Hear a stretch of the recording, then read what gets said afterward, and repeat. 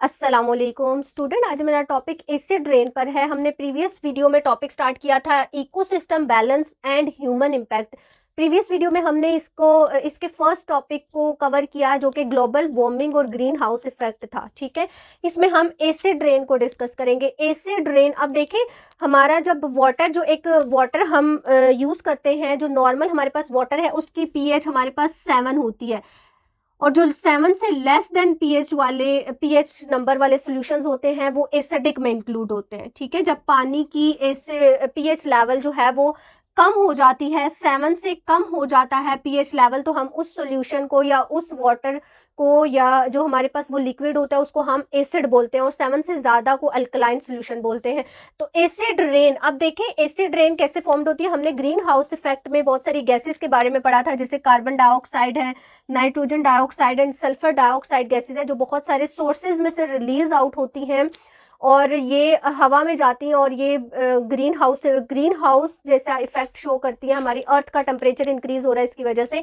अब देखें ये गैसेस एसिड रेन में भी बहुत बड़ा रोल प्ले करती हैं। अब देखें बहुत सारे सोर्सेज में से ये गैसेस हवा में चलेंगी। हवा में ऑलरेडी वाटर जो है वो प्रेजेंट है in the form of vapours. ठीक है, हवा ऑल द टाइम जो है हमारी अर्थ में से वाटर ड्रॉपलेट जो है वो वाटर वेपर्स की फॉर्म में हवा में प्रेजेंट है ऑल द टाइम, और ये गैसेस भी ऑलरेडी प्रेजेंट है। और जब sun in the presence of sunlight, the most important thing is कि सनलाइट की प्रेजेंस में जब सनलाइट फॉल करती है इनके ऊपर, वाटर और कार्बन डाइऑक्साइड का रिएक्शन होता है। Sunlight is a source of energy, तो जब इन दोनों के रिएक्शन के लिए एनर्जी ज़रूरी है, तो जब सनलाइट की प्रेजेंस में इनको एनर्जी मिलेगी तो इन दोनों गैसेस में रिएक्शन होगा और ये क्या बना देंगे, कार्बोनेट्स या फिर एसिड्स बनाएंगे। जैसे कि नाइट्रोजन डाइऑक्साइड वाटर के साथ मिलेगा तो nitrous acid, nitric acid NO2 और नाइट्रस एसिड NO3 बना देगा। इसी तरह सल्फर डाइऑक्साइड जब वाटर के साथ रिएक्ट करेगा तो ये हमारे पास सल्फ्यूरिक एसिड बना देगा। अगर सल्फर डाइऑक्साइड हमारी एयर में प्रेजेंट है तो वाटर वेपर्स तो ऑलरेडी प्रेजेंट है, तो सनलाइट की प्रेजेंस में इनमें रिएक्शन होगा और ये क्या बना देंगे, सल्फ्यूरिक एसिड, जो कि एक बहुत ही स्ट्रॉन्ग एसिड है। अब देखिए जब ये एसिड जो है ये वाटर वेपर्स की फॉर्म में प्रेजेंस होंगे, और जब ये कंडेंस होंगे जैसे कि बादलों की फॉर्म में, जैसे कि वाटर वेपर्स कंडेंस होते हैं तो हमारे पास क्लाउड्स की फॉर्मेशन होती है। इसी तरह पहले ये वाटर वेपर्स की फॉर्म में प्रेजेंट होते हैं, वेपर्स छोटे छोटे वेपर्स इनके प्रेजेंट होते हैं, लेकिन जब ये कोल्ड होते हैं, कंडेंस होते हैं, तो फिर हमारे पास क्या होती है, जब बादल कंडेंस हो जाते हैं, हैवी हो जाते हैं, तो हमारे पास बारिश बरसती है। तो सेम जब एसिड रेन भी इसी तरह होगी, जब बारिश बरसेगी तो हमारे पास कौन सी बारिश होगी, एसिडिक रेन। उसमें क्या प्रेजेंट होगा, एसिड प्रेजेंट होगा। That's why we are saying that acidic rain. उस रेन को हम सिंपल रेन नहीं कहेंगे, एसिडिक रेन कहेंगे, क्योंकि उस वाटर में जो हमारे पास बादलों में कंडेंस हुआ है उसमें ऑलरेडी एसिड भी फॉर्म हो चुका हुआ है। That's why we are saying that acidic rain. ठीक है, अब एसिडिक रेन, अब देखिए हमारे पास हवा में कार्बन डाइऑक्साइड, में दोबारा आपको शॉर्ट से एक्सप्लेन कर देती हूँ। Carbon dioxide, sulphur dioxide, nitrogen dioxide, ये गैसेस प्रेजेंट है ऑलरेडी, ये गैसेस की फॉर्म में है। ठीक है,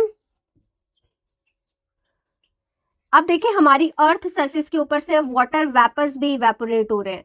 ये हमारे पास क्या है, वाटर वेपर्स। जब इन दोनों का आपस में रिएक्शन होगा इन द प्रेजेंस ऑफ सनलाइट, जब इन दोनों के ऊपर सनलाइट फॉल करेगी तो सनलाइट के पास तो एनर्जी है, तो सनलाइट इनको एनर्जी प्रोवाइड करेगा। इस रिएक्शन के लिए एनर्जी ज़रूरी है जो कि इनको सन प्रोवाइड करेगा। तो इन दोनों के दरमियान में जब रिएक्शन होगा तो हमारे पास एसिड्स की फॉर्मेशन होगी, और जब ये ऊपर वेपर्स जो है वो कंडेंस होंगे तो हमारे पास बारिश बरसेगी, और वो बारिश हमारे पास सिंपल रेन नहीं कहलाएगी, एसिडिक रेन कहलाएगी, क्योंकि उसमें एसिड प्रेजेंट है। अब देखिए एसिडिक रेन के बहुत ज़्यादा हार्मफुल इफेक्ट्स भी हैं। ठीक है, जैसे कि इफेक्ट्स ऑफ एसिड रेन में मैंने यहाँ पर कुछ इफेक्ट्स को शो किया हुआ है।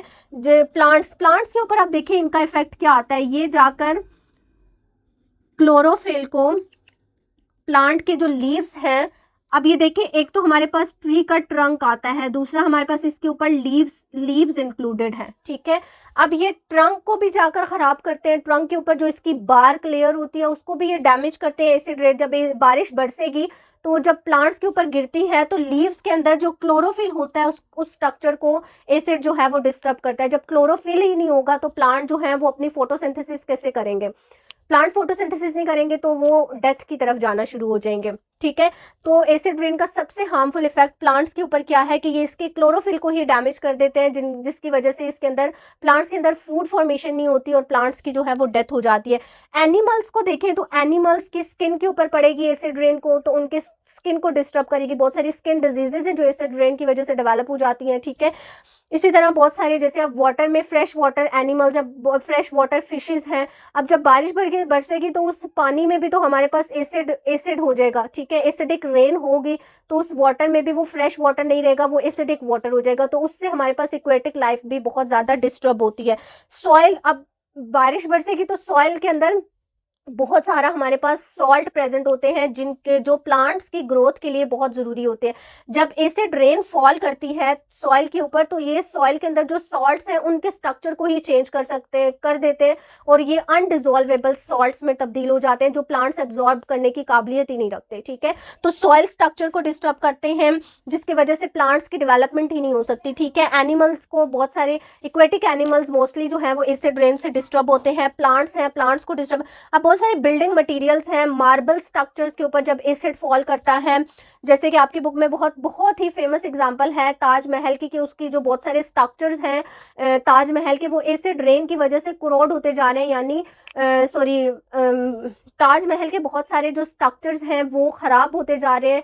वो जब एसिड रेन उनके ऊपर फॉल करती है तो उसका जो स्ट्रक्चर बना हुआ है कैल्शियम कार्बोनेट का, तो वो डिज़ोल्व हो जाता है एसिड के अंदर, ठीक है। तो वो एसिड के अंदर डिज़ोल्व होने की वजह से उसके बहुत सारे स्ट्रक्चर्स ख़राब हो रहे हैं, तो ये बिल्डिंग मटेरियल जो है हमारे पास उसको भी जाके डिस्टर्ब करता है।